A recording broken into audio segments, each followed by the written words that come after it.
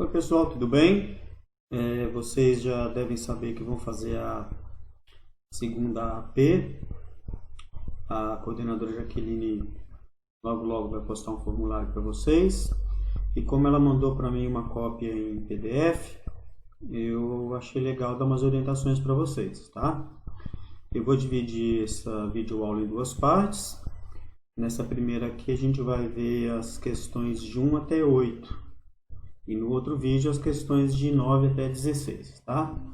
Vamos lá, então é a nossa AP de segundo bimestre, tá?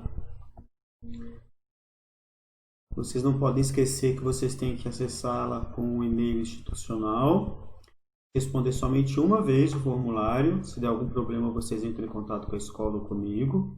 A data, pessoal, é até o dia 14/8, tá? Porque no dia 16/8 vai ser corrigida lá pelo centro de mídias. Então, vocês vão ter que seguir a correção por lá. A primeira questão, você vai ter que identificar qual é o efeito de sentido provocado pela pontuação. No caso aqui, a gente vai ver qual é o efeito de sentido pelas aspas, né? Foi usado as aspas. Então, a gente tem aqui um quadrinho, tá? Uma charge. E ali a gente tem dentro do balão de pensamento do filhote a palavra racionais, está entre aspas, né? A questão 1 é a seguinte, então, o uso das aspas na palavra racionais, na reflexão do pássaro, expressa. Letra A, um destaque na palavra que está escrita incorretamente, volta lá na palavra racionais e vê se ela está escrita incorretamente. Letra B, uma marcação para representar uma palavra estrangeira, volta lá na palavra racionais, volta lá no balãozinho do filhotinho e vê se é esse o caso. Letra C, uma crítica sobre a ação do homem no meio ambiente, volta lá em todo o contexto do quadrinho, lê novamente.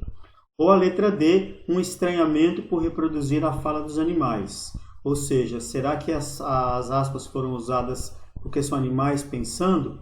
Sempre você tem que voltar no quadrinho e reler todo ele para cada uma das alternativas, certo? Vamos para a próxima? Vamos lá, pessoal. Então, a questão 2, localizar informação explícita. E questão 3, identificar características do gênero textual. Essas duas questões se referem a esse mesmo texto, tá? O texto aí sobre as pulgas. Percebam que é um texto curto, tá certo? Ele tem até embaixo qual é a fonte de onde foi retirado. Sempre olhem a fonte, tá? De qualquer texto que vocês tenham que responder. A fonte, às vezes, ajuda bastante a entender o texto. Na questão 2, você vai ter que localizar a informação explícita que complementa a frase. Então, você tem: as pulgas são prejudiciais à saúde, pois... Letra A, são insetos sem asas. Letra B, estão no mundo inteiro. Letra C, são vetores biológicos de bactérias. Ou letra D, estão em diferentes estágios da vida. Todas essas questões, todas as alternativas, elas podem aparecer no texto. Mas você só pode marcar aquela que complementa com a palavra prejudiciais, ou seja, as pulgas são prejudiciais, ou seja, as pulgas fazem mal à saúde, por quê? E aí você vai marcar qual é a alternativa que completa isso de forma explícita, certo? Na questão 3, você tem que marcar para mim qual é a alternativa que identifica a característica desse texto. Então, ele está dizendo aí que o texto ele é de divulgação científica, né? Quando você passa uma informação científica para alguém. Então, questão 3 diz o seguinte: é uma característica do gênero de divulgação científica, letra A, o uso da terceira pessoa para marcar impessoalidade. Terceira pessoa é ele, né? Ou ela. No caso, o ele ou ela é a pulga, né? Então, a gente tem que perceber se um texto de divulgação científica ele tem isso para marcar impessoalidade.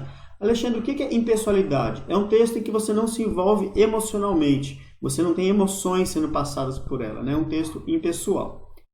A alternativa B, o emprego da linguagem informal para aproximar-se do leitor. Nós já estudamos o que é linguagem informal, tá certo? Então, aí você vai ter que voltar no seu repositório, voltar nas suas lembranças e dar uma retomada aí no que é linguagem informal. C, a presença de uma moral em defesa dos bons costumes. Se você acha que é um gênero de divulgação científica tem que ter uma moral para defender bons costumes, volta no texto, dá uma lida. Se você encontrar essa moral, você marca a alternativa C. E a alternativa D? A utilização de figuras de linguagem como a ambiguidade. Ambiguidade é aquela figura de linguagem em que você pode entender coisas diferentes, né? A coisa fica meio complicada de entender, você pode pensar uma coisa ou pode pensar outra. Um texto ambíguo é um texto em que, dependendo da pessoa que lê, entende uma coisa diferente, tá? Então, as 4 alternativas são características do gênero de divulgação científica, mas somente uma delas se aplica ao texto que a gente está tendo aqui como exemplo. Questão 4. Identificar o tema do texto. Do que o texto está tratando, né? Então, eu coloquei só um trecho aí do texto 4, né? O texto 4 é uma notícia, tá certo? Sobre uma menina que acabou virando meme e descobriu que tinham empresas ganhando em cima dela, né? Então, aí a gente coloquei só um trecho do texto. Esse canto direito aqui, uso comercial do meme, é o final do texto, né? A conclusão das principais ideias, tá legal? E a questão 4, então, diz o seguinte: o tema do texto é: letra A, o faturamento de lojas virtuais com o uso de imagens. B, o uso da imagem de alguém sem a devida autorização. C, o aumento de mensagens maldosas nas redes sociais. Ou D, o compartilhamento de fotos de crianças na internet. Então, a gente tem que marcar aqui do que esse texto está tratando, tá certo? Só por esse slide que eu fiz aqui, você já consegue eliminar aí bem umas 2 ou 3 questões. Questão 5. Identificar argumentos em um texto. A gente vai tentar identificar qual é a frase que defende a ideia do texto, né? Ou seja, qual é a frase em que ele tenta explicar a opinião dele. Então, vocês têm aí um trecho do texto, né? O crime de Brumadinho, tá certo? Foi uma tragédia que ocorreu aí. E aí a gente tem um texto argumentativo, né? Lembrando que o argumento, normalmente ele aparece aí nos primeiros parágrafos do texto, né? Às vezes até no primeiro parágrafo, né? No primeiro parágrafo a pessoa já defende a tese dela e já mostra o argumento, né? O que ela vai usar para convencer a gente de que ele está certo. Então a questão 5 está dizendo o seguinte: no caso do rompimento da barragem de Brumadinho, em Minas Gerais, o autor argumenta que, letra A, faltou investimento em educação pública para que a tragédia fosse evitada. B, foi a empresa mineradora a única responsável pelo desastre ocorrido. Letra C, houve reincidência de um crime, cuja responsabilidade é do poder público.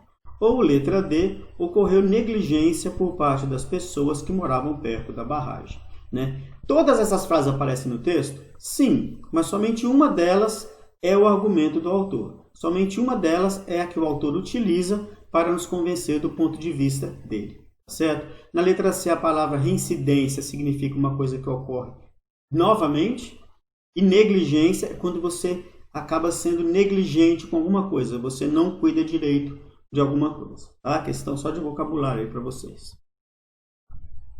Na questão 6, a gente vai identificar o efeito de sentido produzido pelo modo imperativo. O modo imperativo que a gente já estudou o ano passado inteirinho, teve umas revisões também, né? Então a gente tem aí uma campanha, né? Leia o texto e responda a questão 6. O que tem nessa campanha? A gente tem uma foca, né? Vestida ali, né?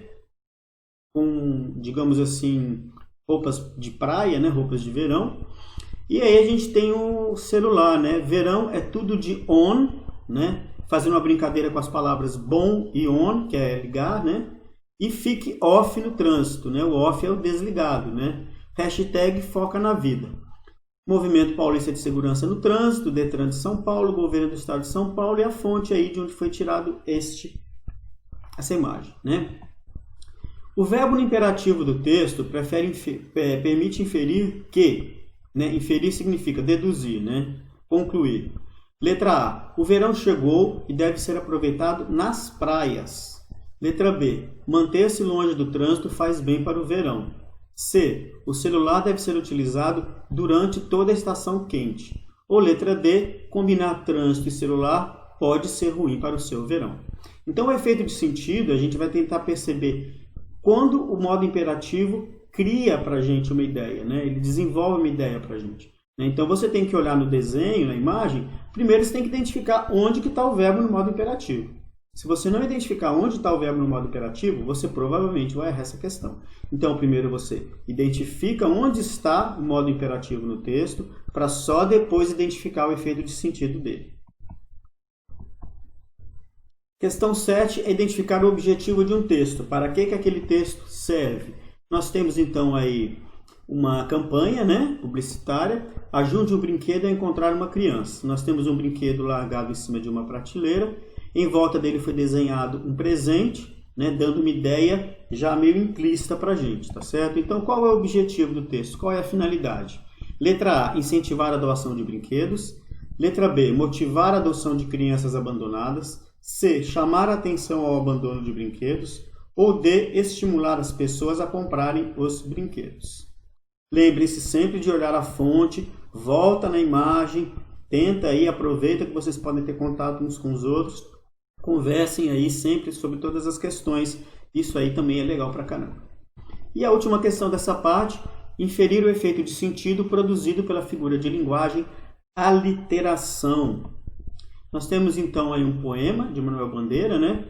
A aliteração é a repetição de consoantes, e a gente vai perceber isso bem nesse texto, né? Que diz o seguinte, o texto chama-se A Onda. A onda anda. Aonde anda a onda? A onda ainda, onda, ainda, anda aonde?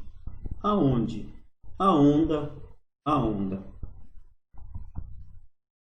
Questão 8, então, diz o seguinte. O efeito de sentido provocado pelo uso repetitivo de consoantes, é a aliteração, né?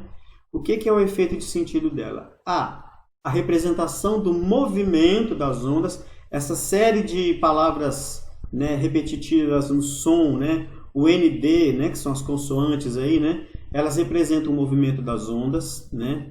Ou B, o efeito sonoro do mar nas rochas. C, a força intensa das águas do mar. Ou D, o ritmo acelerado das ondas. Vocês têm então que ler novamente esse poema, lembrar-se aí quem já foi na praia, tentar ver qual que essa imagem transmite, né? Se essa imagem que vem na sua cabeça da praia, ela tem a ver mais com força intensa, ritmo acelerado, movimento, efeito sonoro, né? Tentar criar aí uma imagem mental na sua cabeça para você poder ver qual que foi o efeito de sentido aí reproduzido pela repetição das consoantes N e D. Bom, essa primeira parte a gente conclui agora, tá certo? E logo eu já posto a segunda parte para vocês, tá? Vou deixar disponível no YouTube. Lembre-se que vocês têm até o dia 14/8 para responder. Isso é muito importante mesmo para mim, pessoal, para eu poder saber realmente se eu estou conseguindo explicar algumas coisas para vocês, mesmo que à distância, tá? Se cuidem e até a próxima.